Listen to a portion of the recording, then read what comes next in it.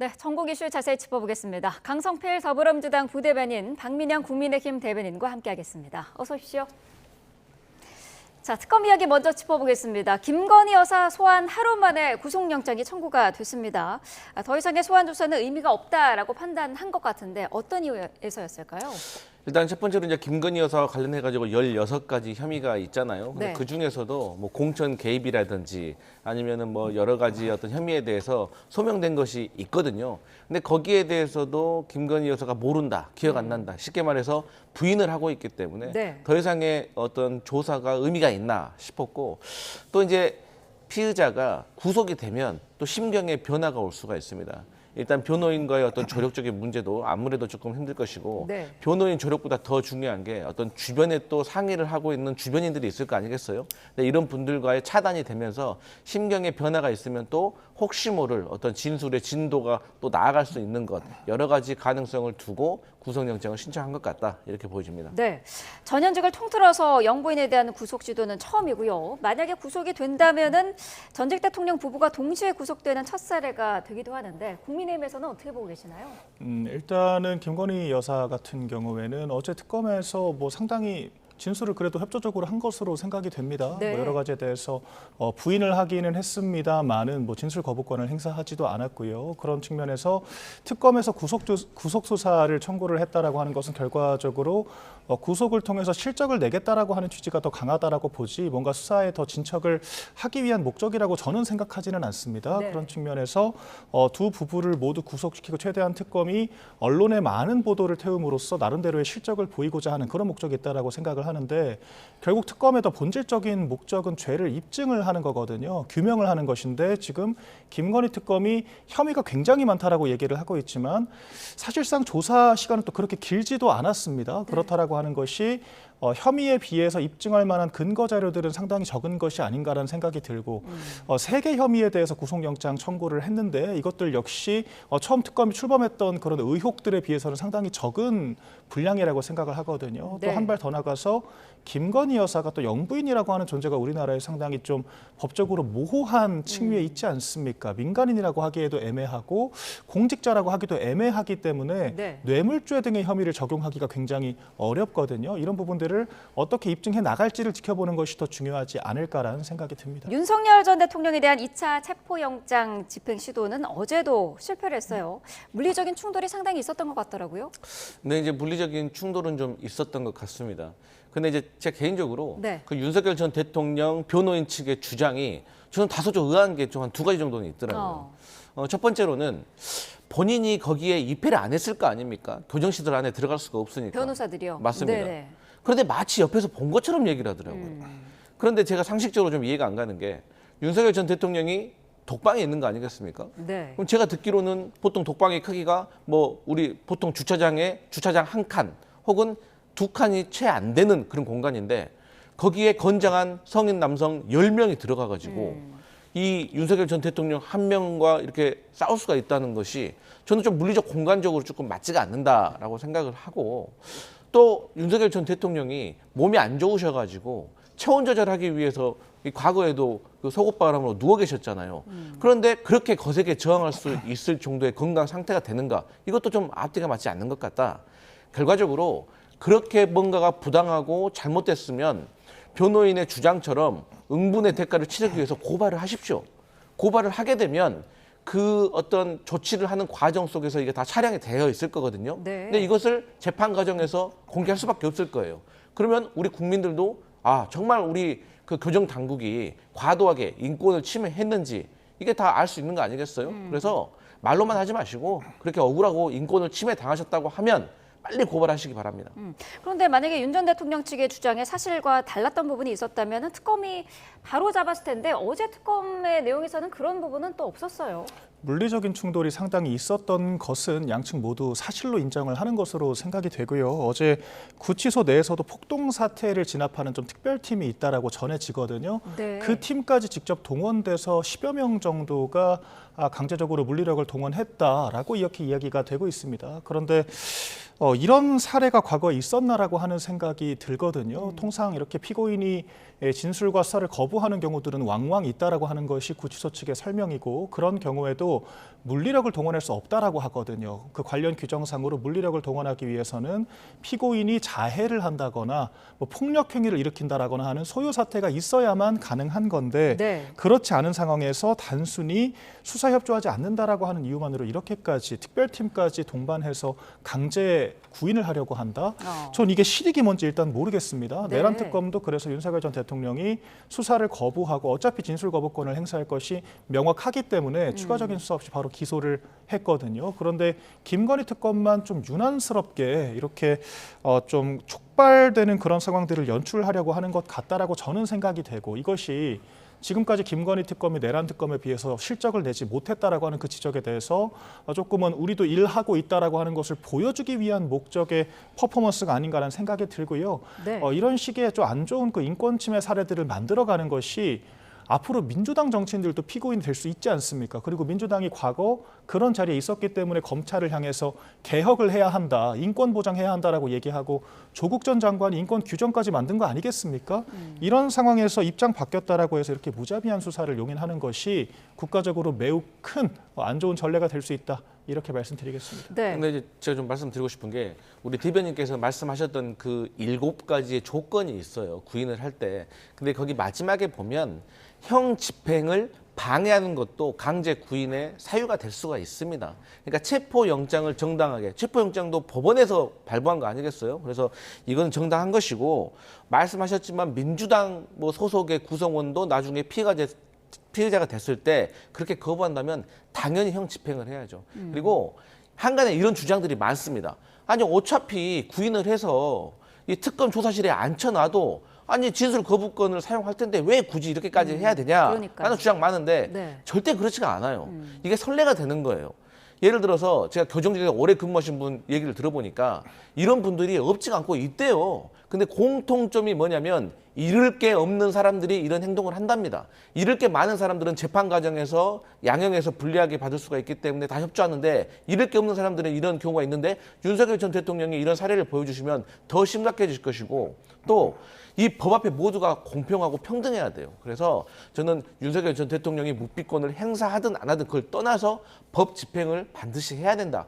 법원도 여기에 대한 필요성을 느꼈기 때문에 굳이 체포영장을 발부했을 것이다, 이렇게 봅니다. 네, 영장 집행 시한은 어제로 이제 끝이 났는데요. 대면 조사 없이 곧바로 재판에 넘길 수도 있을 것 같아요. 네, 맞습니다. 추가적으로 영장 청구를 할 수도 있겠다라는 생각이 들지만 전혀 지금 실익이 없거든요. 네. 그리고 지금 언론과 법조인들 사이에서도 이렇게까지 강제 구인을 하는 것은 적절하지 않다라고 하는 비판들이 일고 있습니다. 그러니까 특검도 더 이상 무리수를 둘 필요가 없다라고 생각을 하고요. 뭐 아까 이런 전례를 만드는 것이 적절하지 않기 때문에 강제 구인까지 필요하다라고 이야기를 하셨지만, 구치소 내에 있는 사람들은 아직 피고인이죠. 그러니까 무죄 추정에 따라서 형이 확정되지 않은 사람들입니다. 최대한 인권을 보장받아야 하는 위치에 있는 것인데 이렇게까지 강제력을 동원한다라고 하는 것 적절치 않다라고 저는 생각을 하고, 네. 과거 최순실 씨가 또 강제로 끌려가는 그런 장면들도 지금 도마에 오르고 있잖아요. 저는 윤 전 대통령도 후회를 하고 있을 거라고 생각하고 그래야 한다라고 생각을 합니다. 네. 매우 적절하지 않은 장면이었고요. 결국에는 이제 피고인의 인권 보장이라고 하는 것이 우리가 선진 사회로 갈수록 더 폭넓게 보장돼야 한다라고 저는 보고 있기 때문에 이런 식의 장면을 연출하기보다는 뭐 현장 조사를 통해서 문제를 해결하든지 대안들이 있지 않습니까? 아니면은 추가적인 수사보다는 재판에 넘겨서 재판부가 판단하도록 하는 것이 맞다라고 생각을 합니다. 네. 어제 법무부에서 3일심사위원회가 열렸습니다. 이재명 정부 첫 특사 명단에 조국 전 대표 부부가 포함이 됐더라고요. 지금 뭐 국민정서라든지 아니면은 형기를 어느 정도 채웠느냐, 이 부분에서 이번에 사면하는 게 맞느냐라는 여러 가지 의견들이 나오고 있는데요. 어떤 의견이신가요? 일단 저는 개인적으로 그 조국 전 대표의 어떤 관련된 혐의와 그 혐의가 확정돼가지고 어쨌든 법적 책임을 지고 있는 거잖아요. 네. 근데 이제 분명히 잘못은 있었다고 봐요. 그리고 그 잘못이 작은 것도 아닙니다. 국민의 정서도 건드린 면이 있고요. 네. 그런데 모든 어떤 법적 책임은 그와 비례하게 전 져야 되는데, 조국 전 대표 같은 경우는 본인의 배우자가 4년의 실형을 살았습니다. 그리고 본인의 딸은 의사면허가 어쨌든 취소됐습니다. 아들도 학위가 취소됐고요.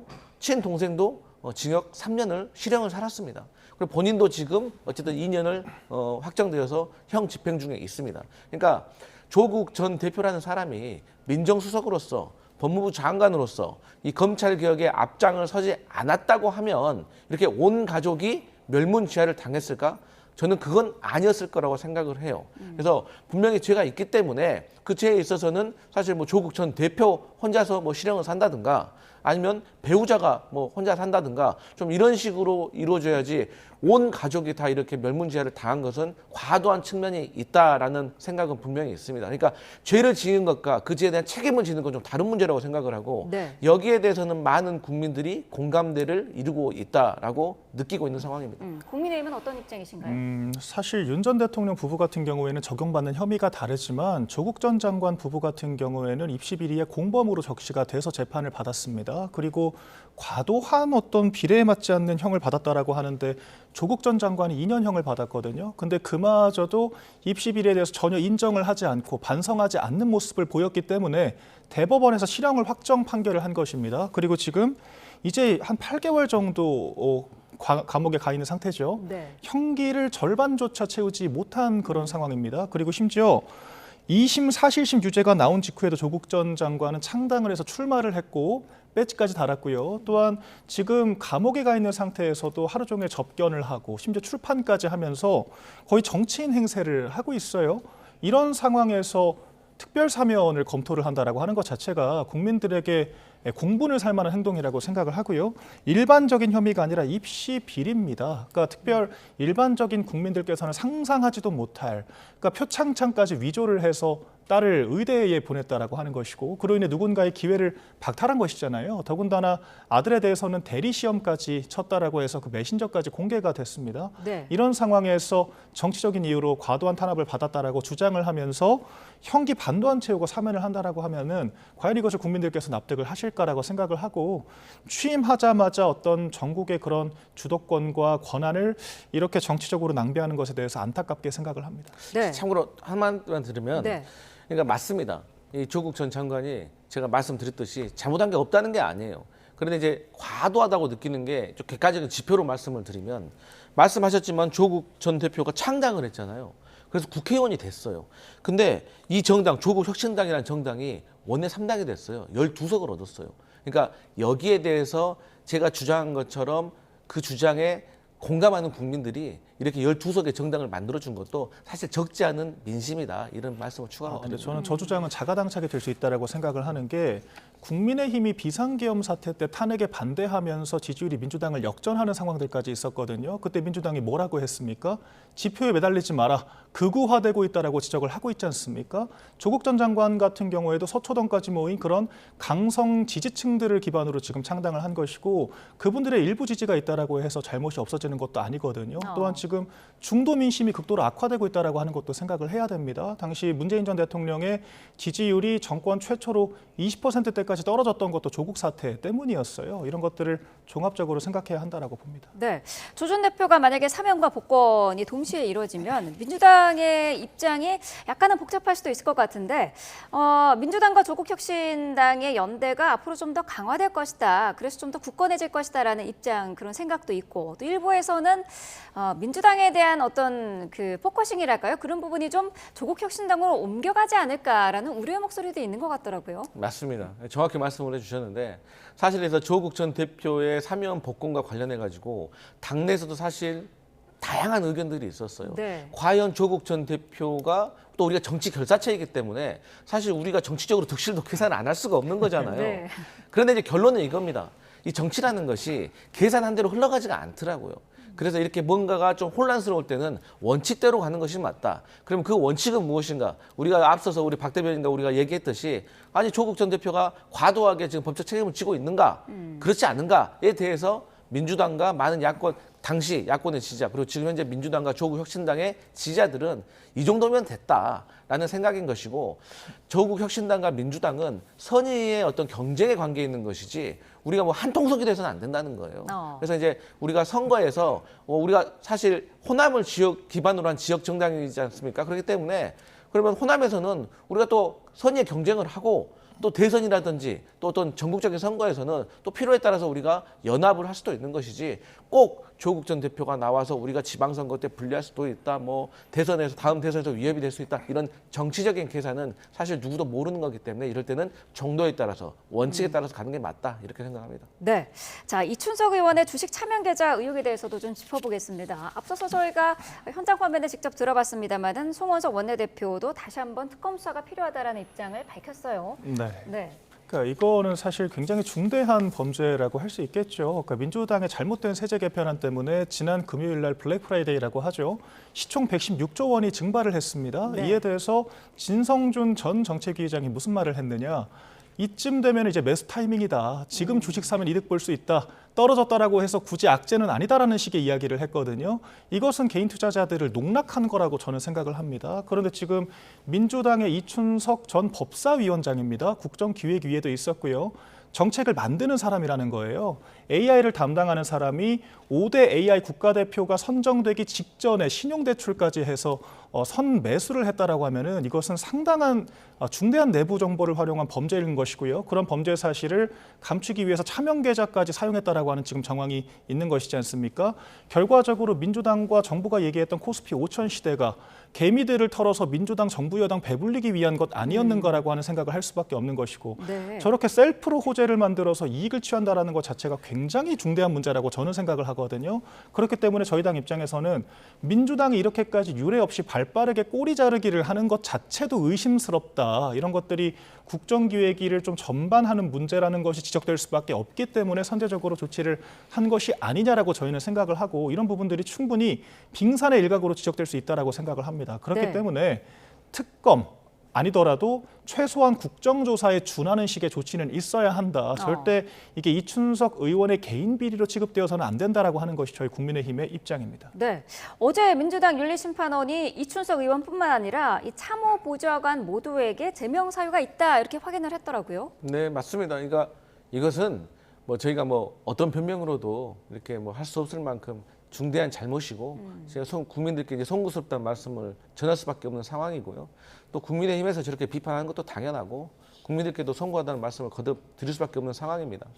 그런데 이 송원석 이 국민의힘 비대위원장이 뭐 민주당의 이춘석 의원을 뭐 제명시켜 가지고 꼬리 자르겠다. 과연 본인이 그런 말을 할 자격이 있습니까? 유명했잖아요. 정강이 킥.